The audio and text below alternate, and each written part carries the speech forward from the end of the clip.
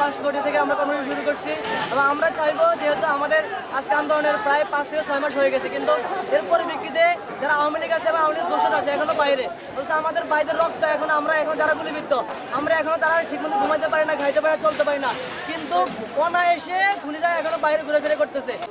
আমাদের লক্ষ্মীপুরে স্বৈরাচারের ঠাঁই হবে না। স্বৈরাচার আমাদেরকে বিভিন্নভাবে অত্যাচার করেছে।